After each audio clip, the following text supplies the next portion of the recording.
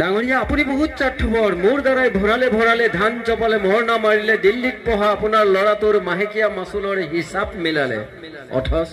অথচ মোক এমুঠিও নিদিলে বিশ্ব পৰিৱেশ দিৱসৰ এটা সজাগতা তৈয়াৰ কৰিবলৈ যি প্ৰচেষ্টা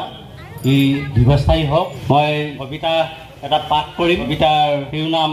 মই বৰ্ষাৰণ্য প্ৰবাহ কৰিছোঁ প্ৰস্তাৱনা খুব বিষাদগ্ৰস্ত মোৰ জীৱন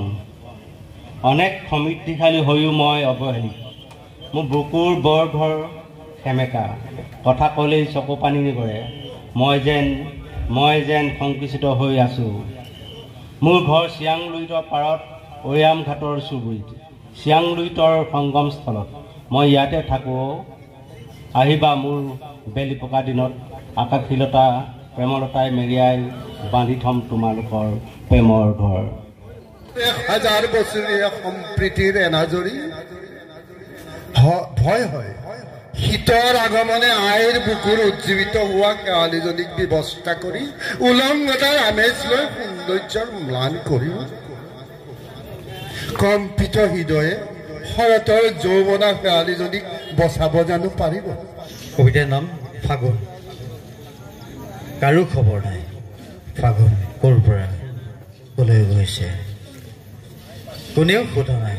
ফাগুনে আজি কি খালে ফাগুনৰ ঘৰত কোন আছে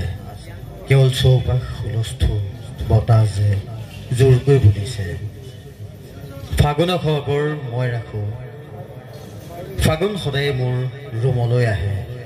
তাৰপিছত কোনোবা গাৰ্লছ হোষ্টেল পাৰ্ক ৰেষ্টুৰা কিবা নদীৰ পাৰলৈ ফাগুন গুচি যায় গাভৰুৰ খিলখিল খাই সৰি পৰে ফাগুন মুকুত আখৰে ভৰি পৰা নিমিষতে আবেগ এবকু মোৰ গাঁৱৰ সেউজীয়াই লৈ আনে প্ৰকৃতিৰ আনন্দৰ উল্লাস আজি 5 জুন বিশ্ব পৰিৱেশ দিৱস গগনক উন্নয়ন সমিতি তথা মিচিং সাহিত্য আকিত পৰিষদে আজি 5 জুন তাৰিখত যি বিশ্বৰ পৰিৱেশ দিৱসটিৰ লগত আমাৰ অমূল ৰাইজক অজাগতামূলক যে অনুষ্ঠান আগবঢ়াইছে আৰু আমাকো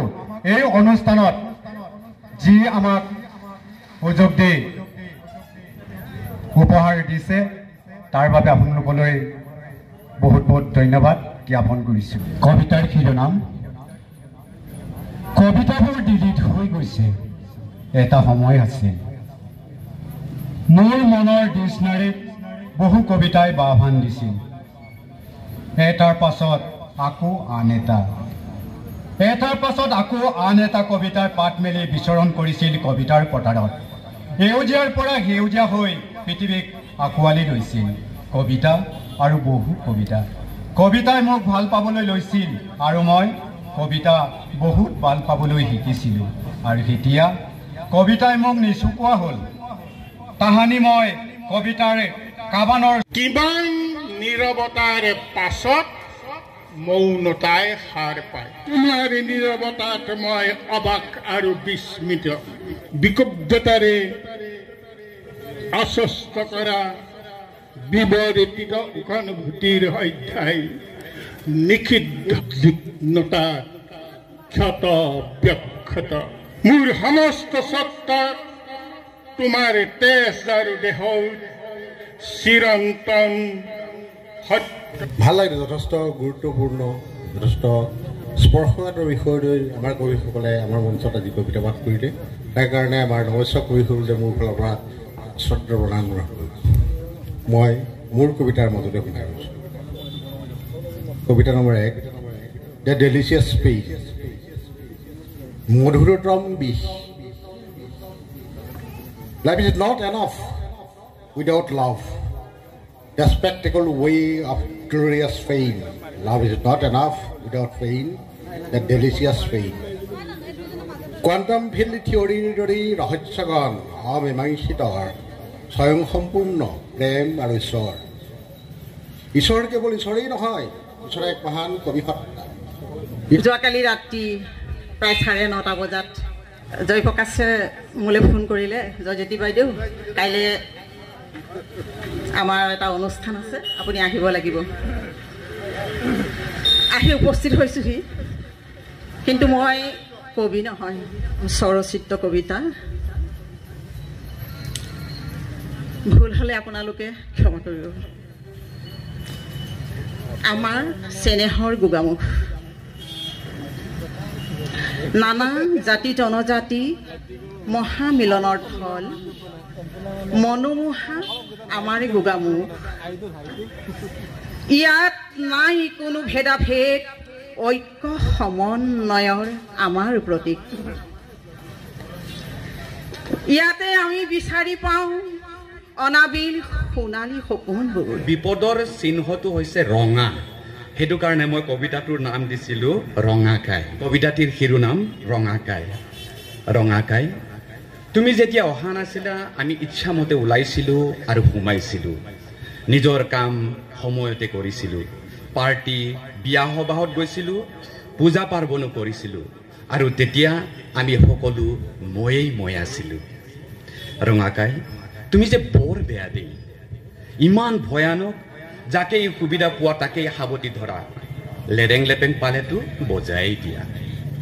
মোৰি অন্তৰখনে সাগৰৰ দৰে নীলা বেদনাৰে দেখা নাই তুমি উঠিছে মৰিছে য'ত বাখনাৰ লক্ষ্য ধৌ তোমাৰ স্মৃতি হিমাচুমি শুনা নাই মোৰ সাগৰত তুমি ধুমুহাৰ উতলা সংগীত বুজা নাই অনুভৱ কৰা নাই ফুলনিত বসন্তৰে কোমল ইংগিত দেখিছাতো ৰামধেনু বাৰিষাৰ ডাৱৰত পোহৰৰ মোহন গৌৰৱ মুখ্য কাৰ্যবাহী সদস্যকে সাৰোগত কৰি সকলোকে নমস্কাৰ জনাই মোৰ এটি কবিতা মই পাঠ কৰিব বিচাৰিছোঁ কবিতাৰ শিৰোনাম পিতাই বুকুখন বৰকৈ কপে পিতাই সৰাপাতবোৰ দেখিলেই বুকুখনি বৰকৈ কপে বুকুৰ এই দুখৰ গাথা বুজিব কোনে পিতাই গছৰ বুকু দং কৰি সৰাপাতবোৰ কলৈ যায় বাৰু চেনেহৰ মুকুতা বোলাই সিহঁত কিয় এবাৰো নাহে দুনাই সৰাপাতবোৰ দেখিলেই বুকুখন বৰকৈ কপে পিতাই লিলিহাং জুইত পঞ্চভূতত বিলীন হোৱা কথা শুনিলেই উষাৰ খিৰিকী বুকুতেই চাপ মাৰি জাপ খাই পৰে পিতাই তোৰ মুখৰ থুকা থুকি মাত শুনিলেই বুকুখনি কিয় কপে ঘনাই বয়সৰ খটখটি বগাই বগাই তোৰ হেঁথা পৰি যোৱা দেহাই মোৰ দুচকুৰ টোপনি হৰি নিয়ে পিতাই পাছফালৰ পৰা আগফালৰ যাত্ৰী হলো আপোনাক মইতো উঠাই টানি নিলুম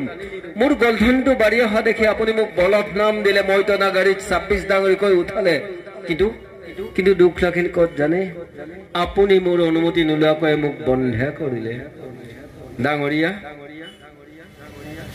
আপুনি বহুত স্বাৰ্থপৰ মোৰ দ্বাৰাই ভৰালে ধান চপালে মৰণা মাৰিলে দিল্লীত পঢ়া আপোনাৰ ল'ৰাটোৰ মাহেকীয়া মাচুলৰ হিচাপ মিলালে অথচ মোক এমুঠিও নিদিলে আজি বুঢ়া হোৱাৰ অজুহাত দেখুৱাই বিক্ৰীৰ বাবে বজাৰলৈ আনিছে মোৰ চকুৰ সন্মুখতে দৰদাম কৰিছে কিন্তু আপুনিতো এবাৰলৈ ভাবি নাচালে মই যে লঘোণেই বহু দূৰ বাট যাব লাগিব ডাঙৰীয়া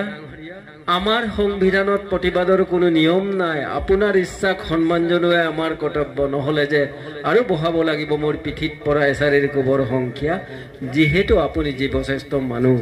উছৰ্গা গোগামুখৰ শুকুৰবাৰ বজাৰত বিক্ৰীৰ বাবে অনা এটা বুঢ়া গৰুৰ নামত ধন্যবাদ